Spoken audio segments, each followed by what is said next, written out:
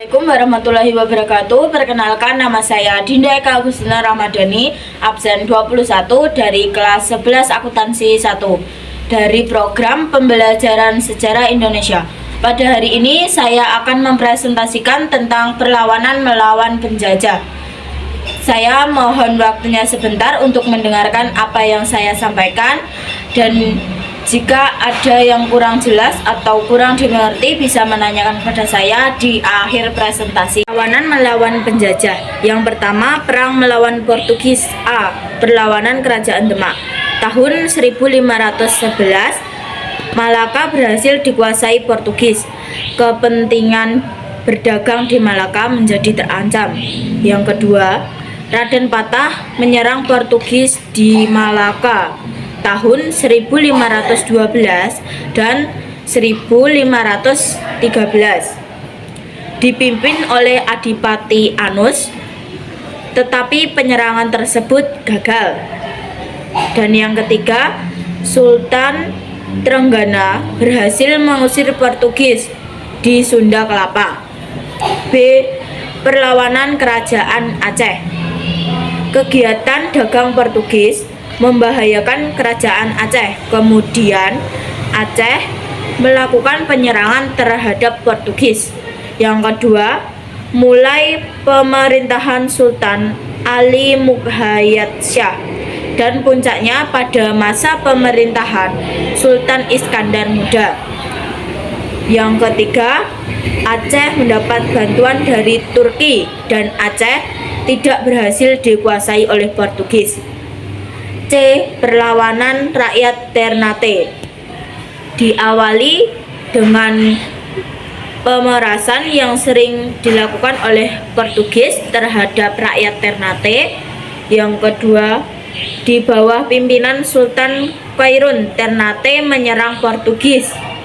Yang ketiga, Portugis berhasil membunuh Sultan Quirón. Kemudian perlawanan terus berlanjut di bawah pimpinan Sultan Babullah dan berhasil mengusir Portugis dari Ternate.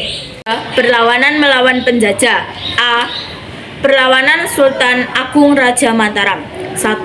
Sultan Agung memiliki cita-cita menyatukan seluruh wilayah Jawa dan mengusir VOC dari tanah Jawa.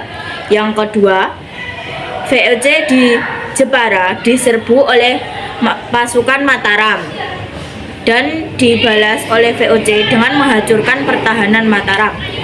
Yang ketiga, terjadi 2 kali penyerangan, yakni Agustus 1628 dan September 1629. Yang keempat, Sultan Agung wafat, digantikan oleh putra mahkotanya, yakni Amangkurat I. Karena Amangkurat I raja yang lemah, Mataram berhasil dihancurkan oleh VOC. B. Perlawanan Kerajaan Banten. 1. VOC ingin melakukan monopoli perdagangan di pelabuhan Banten. Yang kedua, Kerajaan Banten melancarkan serangan pada November 1633. Yang ketiga, terjadi perselisihan antara Sultan Ageng dan Sultan Haji. VOC membantu Sultan Haji. Yang keempat, akhirnya Sultan Ageng berhasil ditangkap oleh VOC dan Sultan Haji diangkat oleh VOC sebagai penguasa Banten dengan syarat tunduk kepada VOC dalam menjalankan segala bentuk pemerintahan. Yang C. Perlawanan Makassar. Goa Talo. 1. Pada masa Sultan Hasanuddin memimpin perang Makassar. 2. VOC dibantu oleh Arupalaka Petinggi, Kerajaan Bone, dan beberapa petinggi yang berkhianat.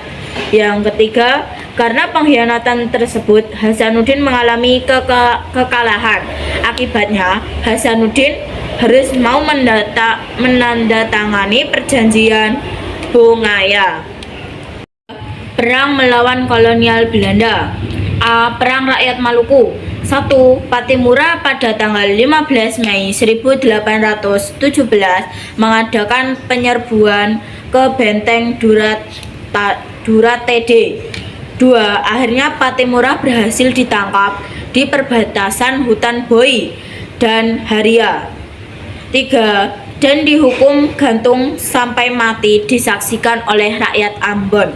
Perang Padri. Perang terjadi akibat pertentangan antara kaum adat dan kaum Padri.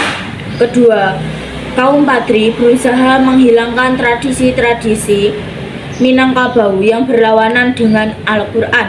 Yang ketiga, kaum adat ingin mempertahankan tradisi-tradisi Minangkabau yang dianggap sebagai peninggalan nenek moyang yang patut untuk dijaga dan dipertahankan. Yang keempat, karena terdesak, kaum adat meminta bantuan kepada Belanda.